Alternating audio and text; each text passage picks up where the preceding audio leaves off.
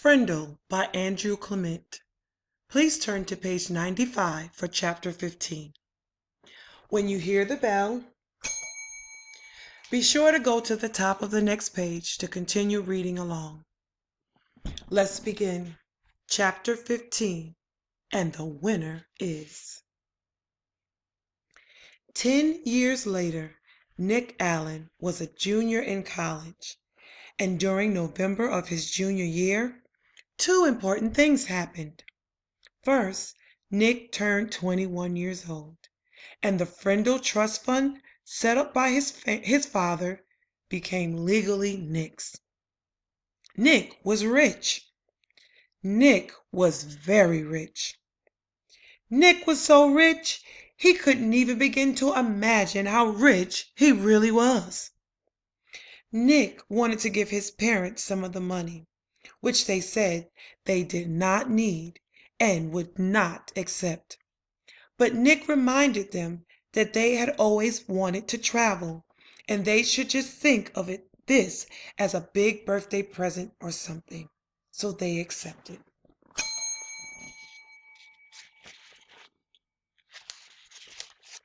And Nick also wanted to give some money to his big brother James, who said he did not need it and would not accept it.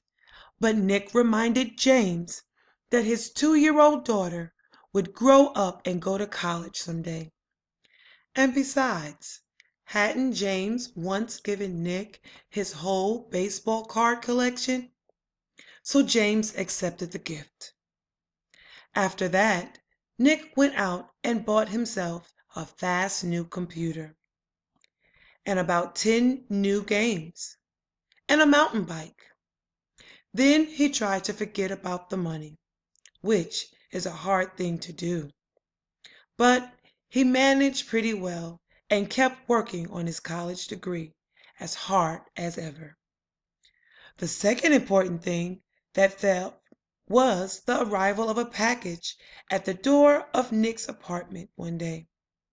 A large, heavy package. It was from Mrs. Granger. There were 3 things in the package. 1, a brand new 8th edition Webster College Dictionary. 2, a short handwritten note taped to the cover of the dictionary. And 3, a fat white envelope. Turning the white envelope over, Nick saw the name, his name. He had written it there one September afternoon in Mrs. Granger's room after school, 10 years ago.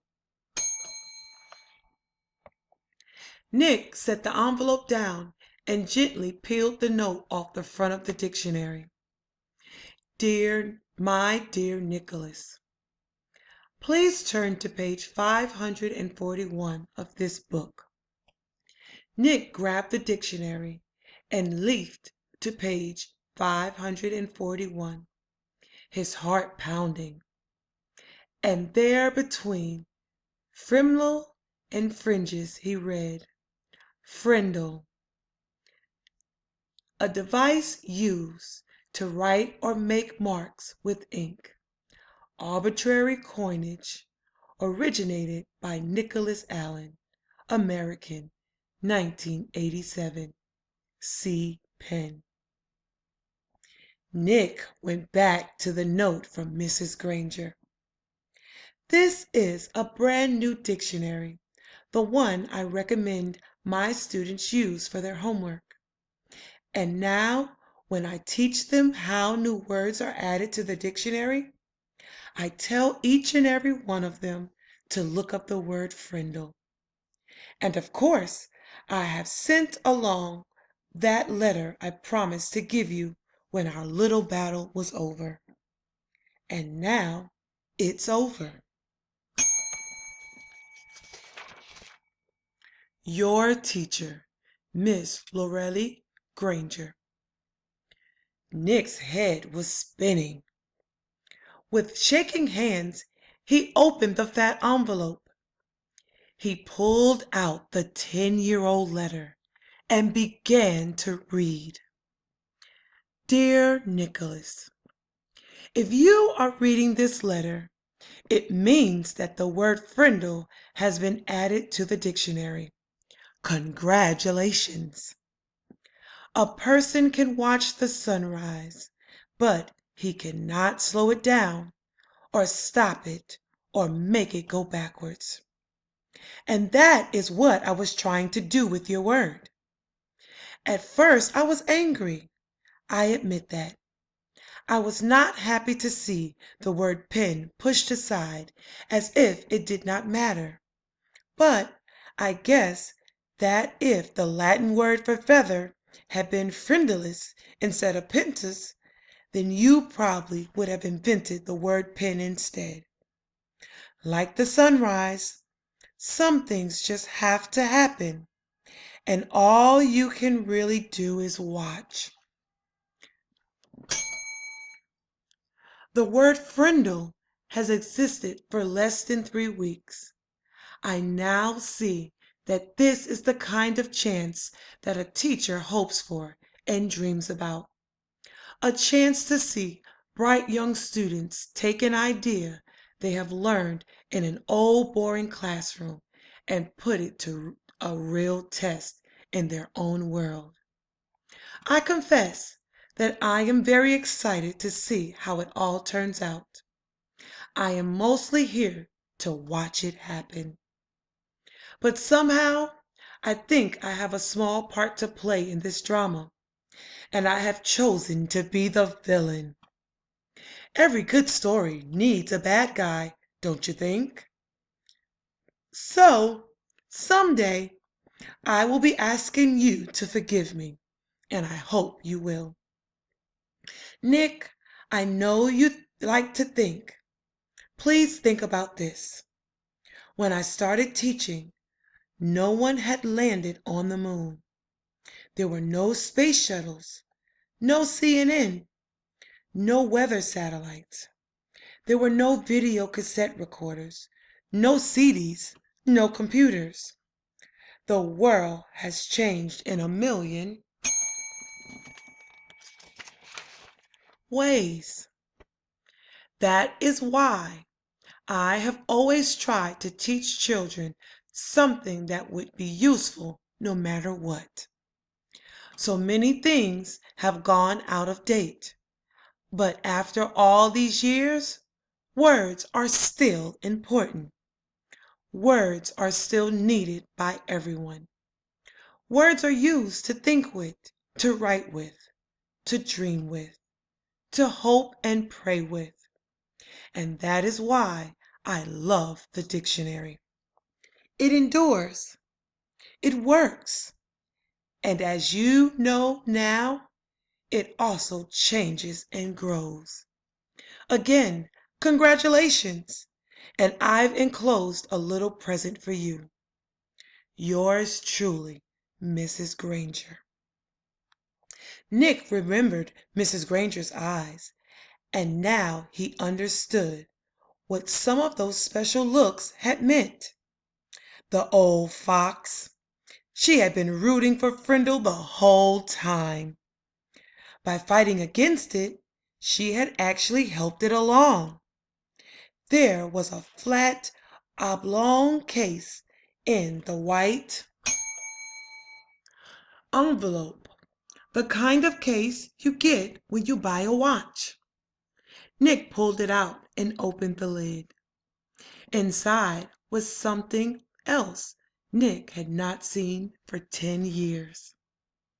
It was Mrs. Granger's favorite pen, her old maroon fountain pen with the blue cap. And under the clip was a little folded piece of paper. It was another note, a very short note, just one word, Frindle. About a month later, something happened over in the old part of Westfield, over where the trees were huge and the houses were small. On Christmas morning, Mrs. Granger's doorbell rang. Mrs. Granger opened the door, but no one was there. Someone had left a package inside her storm door. A box wrapped in green paper with a red bow, and a white envelope taped to one end. She smiled as she stooped down to pick it up. As she picked up the package, she noticed a red, white, and blue express mail envelope sticking halfway out of her mailbox next to the doorway. It must have been delivered late on Christmas Eve. She opened the storm door, plucked the envelope from the mailbox, and then shut both doors and went inside with a shiver. Mrs. Granger went across the living room and sat on the couch. The express envelope was from the Westfield School District office. It looked important, so Mrs. Granger opened it right away. It was a letter from the superintendent of schools, a letter of congratulations. A permanent trust fund for college scholarships had been established with a donation of $1 million from one of your former students. It would be called the Lorelei Granger Student Fund. Mrs. Granger thought sure it was a mistake, or maybe a prank. $1 million? Nonsense! She had the urge to pick up the telephone and give the superintendent a call and straighten this out right away. But this was Christmas morning, and even though the superintendent was one of her former pupils, Mrs. Granger decided to wait a day. Couldn't hurt. Besides, the other package was sitting next to her on the couch, waiting impatiently with its red bow. She opened the envelope first. It was a little Christmas card with a sloppy note, obviously the work of a fifth-grade boy. Dear Mrs. Granger, you're one of my favorite teachers. Here is something I want you to have. Sincerely, a student of yours. Mrs. Granger glared at the spelling mistakes, but then chuckled and shook her head. Kids are always the same, year after year. Here she was in her 45th year of teaching, all set to retire in June. She could hardly remember a Christmas Day when she didn't have a present from one of her students. Mrs. Granger pulled off the red bow and tore off the paper and lifted the lid of the box. She expected to find something made of yarn and popsicle sticks, or maybe curly macaroni and glue. But instead, she found an oblong case covered with blue velvet. She opened the case, and inside was a beautiful gold fountain pen. She picked it up, and it was cool and heavy in her hand. Words were engraved along the pen's shiny barrel, and Mrs. Granger had to slide down to the end of the couch and turn on her reading lamp. Then could read the 3 thin lines of type. This object belongs to Miss Lorelei Granger, and she may call it any name she chooses. With love, from Nick Allen. The end.